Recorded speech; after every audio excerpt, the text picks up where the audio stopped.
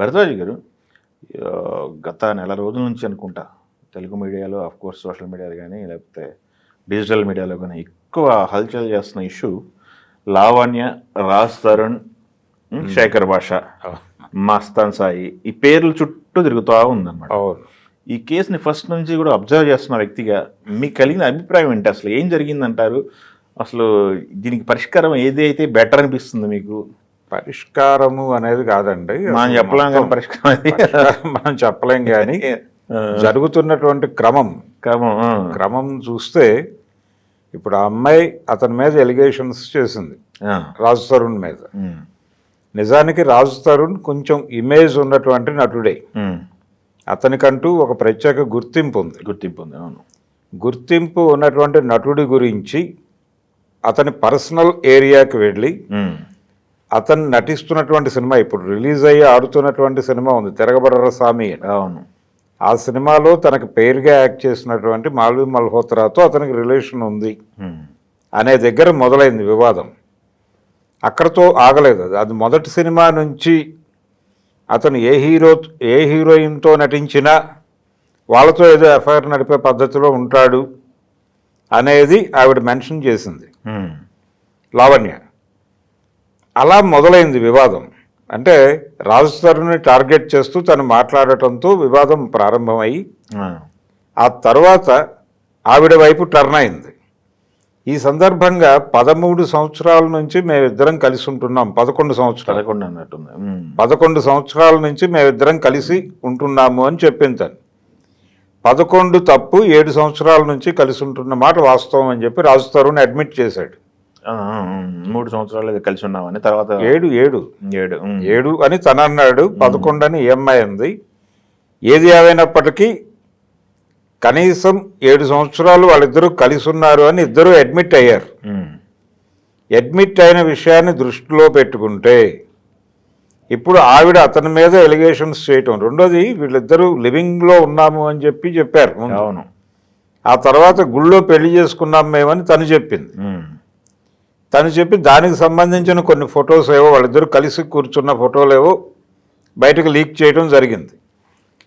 ఈ వివాదం నడుస్తున్న టైంలో, దీని మీద డిస్కషన్స్ జరుగుతున్న టైంలో అక్కడికి శేఖర్ భాష ఎంటర్ అయ్యాడు. ఆర్జే శేఖర్ భాష ఎంటర్ అయిపోయి తను ఆ అమ్మాయి మీద తీవ్రమైనటువంటి ఎలిగేషన్స్ చేయటం ప్రారంభించాడు. అంటే ఇక్కడ రాజ్ తరుణ్ని కావాలని వాంటెడ్గా టార్గెట్ చేస్తోంది, తను ఏదో ఆశిస్తోంది అతని దగ్గర నుంచి అనేది ప్రధానమైనటువంటి ఎలిగేషన్. జనరల్గా ప్రపంచం ఇలాంటి గొడవలు జరిగినప్పుడు అమ్మాయికి అన్యాయం జరుగుతోంది అన్న టోన్లో అటు మొగ్గు చూపిస్తారు. అలా చూపించద్దు, ఇక్కడేమీ సింపతి ఆ అమ్మాయికి చూపించాల్సిన అవసరం లేదు, ఆ అమ్మాయి చాలా దుర్మార్గురాలు, చాలా కేసుల్లో ఇదే జరుగుతోంది. అంటే ఆడపిల్లలకి అన్యాయం జరుగుతోంది, మగవాళ్ళందరూ కూడా ఆడపిల్లలకి అన్యాయం చేయటానికే ఉన్నారు అన్న టోన్లో జడ్జిమెంట్లు పాస్ చేయకండి, ఆ అమ్మాయి చాలా దుర్మార్గురాలు అనేది ఎస్టాబ్లిష్ చేస్తూ ఇతను ఎంటర్ అయ్యాడు. ఎంటర్ అయ్యి దానికి సంబంధించి ఆ అమ్మాయి గుంటూరు పట్టాభిపురంలో పోలీస్ స్టేషన్లో కేసు పెట్టింది మస్తాన్ సాయి అనే వ్యక్తి మీద. దాని ఎఫ్ఐఆర్ కాపీ పట్టుకొచ్చి అక్కడి నుంచి మొదలుపెట్టి ఆ అమ్మాయి డ్రగ్ కన్జ్యూమర్ అనేటువంటి ఒక ఎలిగేషన్, కన్జ్యూమర్ మాత్రమే కాదు పెడ్లర్ కూడా అని దానికి సంబంధించినటువంటి కొన్ని ఎవిడెన్సెస్, ఆ అమ్మాయి దగ్గర కన్జ్యూమ్ చేసిన వాళ్ళ తాలూకా వివరాలతో ఒక ఆధారాలు చూపించారు. ఇవన్నీ చూపించడం ద్వారా ఆ అమ్మాయి క్యారెక్టర్ని కొంచెం టార్గెట్ చేసినట్టుగా కనిపించింది. ఈ డ్రగ్స్ గొడవతో పాటు ఇంకొక వివాదం పట్టుకొచ్చారు. తనకి ఈ మస్తాన్ సాయి ఒక్కడితోనే కాదు ఇంకా చాలామందితో అఫైర్ ఉంది, పరిచయాలు ఉన్నాయి, సంబంధాలు ఉన్నాయి అనేది ఎస్టాబ్లిష్ చేస్తూ కొన్ని ఫోన్ టాక్ వీడియోలు కూడా బయటకు తీసుకొచ్చారు. అంటే ఈ ఫోన్ టాక్ రికార్డ్ చేసి దాన్ని కూడా బయటకు వదిలారు, అవి కూడా వైరల్ అయినాయి. ఈ ప్రొసీజర్ మొత్తం గమనిస్తే ఆ అమ్మాయి రాజ్ తరుణ్ పర్సనల్ ఏరియాలోకి వెళ్ళి గొడవ చేసింది. ఒకటి, అతను గనక వేరే ఎఫ్ఐఆర్స్ ఉన్నాయి అని తన దృష్టికి వచ్చి ఉంటే, నిజంగానే పెళ్లి చేసుకున్నారు అనుకుందాం, పెళ్లి చేసుకుని ఉండి తన భర్తకి వేరే రిలేషన్స్ ఉన్నాయి అని తెలిసినప్పుడు ఆవిడ చేయవలసిన పని ఏంటి? వెళ్ళిపోయి డివోర్స్కి అప్లై చేయటం. అప్లై చేసి అతన్ని పోలీస్ స్టేషన్లో కంప్లైంట్ ఇచ్చి అతన్ని నుంచోబెట్టి క్వశ్చన్ చేసి క్లోజ్ చేయటం. అతన్ని పర్సనల్గా టార్గెట్ చేసి దాడి చేయటం కాదు. రెండోది, వీళ్ళు కూడా అమ్మాయి పర్సనల్ ఏరియాలోకి వెళ్ళి గొడవ చేస్తున్నారు. అమ్మాయి డ్రగ్ కన్జ్యూమ్ చేసిందా లేకపోతే డ్రగ్ పెడ్లర్గా వ్యవహరించిందా? ఈ నైతిక కోణంలో ఎందుకు అమ్మాయిని టార్గెట్ చేస్తున్నారు? అమ్మాయి ఎందుకు వీళ్ళని నైతికంగా టార్గెట్ చేస్తోంది? ఈ నైతిక యుద్ధం బయటకి కనిపిస్తోంది, కానీ దీని వెనకాల వేరే పిక్చర్ ఉందనేది నా పర్సనల్ ఒపీనియన్. ఏమై ఉంటుందంటారు? అంటే వీళ్ళిద్దరూ కలిసి ఉన్నటువంటి టైంలో ఏదో ఎక్వైర్ చేశారు, కొంత ప్రాపర్టీ, ఏదో ఆర్థిక పరమైనటువంటి లావాదేవీలు ఏవో ఉన్నాయి వీళ్ళ మధ్య. అవి సెటిల్ కాక ఈ గొడవ బయటకు వచ్చింది. ఓకే. అంటే దీనికంటే ముందే వివాదం మొదలైంది. వీళ్ళిద్దరూ రిలేషన్లో ఉండగానే మస్తాన్ సాయి అనే వ్యక్తితో అమ్మాయి రిలేషన్లో ఉంది అనేది వాస్తవమే. వీళ్ళ విల్లాలోనే వాళ్ళిద్దరూ ఘర్షణ పడ్డారు. తను వెళ్ళి వాళ్ళిద్దరిని విడదీసి ఈ అమ్మాయిని తిరిగి తన దగ్గరికి తెచ్చుకున్నట్టుగా రాజ్ తరుణ్ చెప్పాడు. ఏది ఫస్ట్ అతను మీడియా ముందుకు వచ్చినప్పుడు. ఆ తర్వాత ఈ వివాదం ముదిరిన కొద్దీ అతను పూర్తిగా అవాయిడ్ అవ్వటం మొదలుపెట్టాడు. రాజ్ తరుణ్ ఎక్కడి దాకా వెళ్ళాడంటే చివరికి తన సినిమా పురుషోత్తముడు ప్రీ రిలీజ్ ఈవెంట్లు కానీ వేటికి తను హాజరు కాల. ఈ వివాదం అక్కడికి వస్తుంది అనే ఉద్దేశంతో. కానీ తిరగబడ్ర స్వామి ఫంక్షన్కి తను వెళ్ళాడు. అమ్మాయి కూడా వచ్చింది, హీరోయిన్ మాల్వి మల్హోత్రా వచ్చింది. అక్కడ బయట ఈ అమ్మాయి గొడవ చేసింది, లావణ్య. అవును. దీని ప్రభావంతో లోపల అతన్ని టార్గెట్ చేశారు మీడియా కాన్ఫరెన్స్లో. ఈ టార్గెట్ చేసిన టైంలో కూడా తను శేఖర్ భాష ప్రస్తావన తీసుకొచ్చాడు. తీసుకొచ్చి తను చాలా ఆధారాలు చూపిస్తున్నాడు, నా స్నేహితుడు అని చెప్పాడు. చెప్పి ఆ అమ్మాయిని ఒక మోరల్గా అంటే నైతికంగా కార్నర్ చేసేటువంటి ప్రయత్నం అయితే బలంగా చేశారు వీళ్ళు. ఎందుకు ఇవన్నీ చేయాలి? ఈ అమ్మాయి అతని పర్సనల్ ఏరియాలోకి వెళ్ళటం ఒకటి. ఒక సుప్రీంకోర్టు జడ్జిమెంట్ ఉంది. ఇద్దరు వయోజనులు వాళ్ళిద్దరూ ఐచ్ఛికంగా ఇష్టపూర్వకంగా కలిసి ఉంటే దాన్ని తప్పు పట్టడానికి ఎవరికీ హక్కు లేదు అని సుప్రీంకోర్టు జడ్జిమెంట్ ఉంది స్పష్టంగా. కాబట్టి ఆ అబ్బాయికి అంటే రాజ్ తరుణ్కి ఏదైనా అఫైర్ ఉన్నా ఈ అమ్మాయి కోసం చేయకూడదు, ఆ అమ్మాయికి ఏదైనా ఉన్నా కానీ ఇతని కోసం చేయకూడదు. ఇది కండిషన్. కానీ గొడవ పడుతున్నారు రోజు, మోరల్ గ్రౌండ్స్లో గొడవ పడుతున్నారు. ఫిజికల్ అటాక్ల వరకు లేదు కదా. ఇది ఫిజికల్ అటాక్ దాకా వెళ్ళింది. అంటే వీళ్ళిద్దరిని కలిపి ఒక చోట డిస్కషన్ కూర్చోబెట్టారు. ఏది శేఖర్ భాష. అదే అదే శేఖర్ భాష చాలా సీరియస్ ఎలిగేషన్స్ చాలా హై వోల్టేజ్లో చేస్తున్నాడు. అది ఈ మోరల్ గ్రౌండ్స్లోనే చేస్తున్నాడు అతను.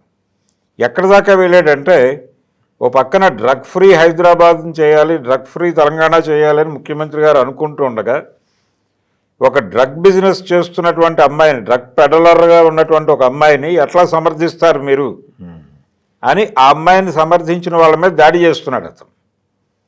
ఇది జరుగుతున్నటువంటి క్రమంలో ఆ అమ్మాయి చెప్పు వేసరడం జరిగింది ఒక స్టూడియోలో డిస్కషన్లో. ఇక్కడతో ఆగలేదు అది. తను వెళ్ళి అతని మీద కేసు పెట్టింది, అతను ఈ అమ్మాయి మీద కేసు పెట్టాడు. అంటే రాజ్ తరుణ్ లావణ్య వరకు పరిమితమైన ఇది ఇప్పుడు ఇతనికి ఎక్స్పాండ్ అయింది. ఇతనికి ఎక్స్పాండ్ అవడంతో పాటు రాజ్ తరుణ్ తల్లిదండ్రులు వెళ్ళి ఈ అమ్మాయి మీద కేసు పెట్టారు. అవును.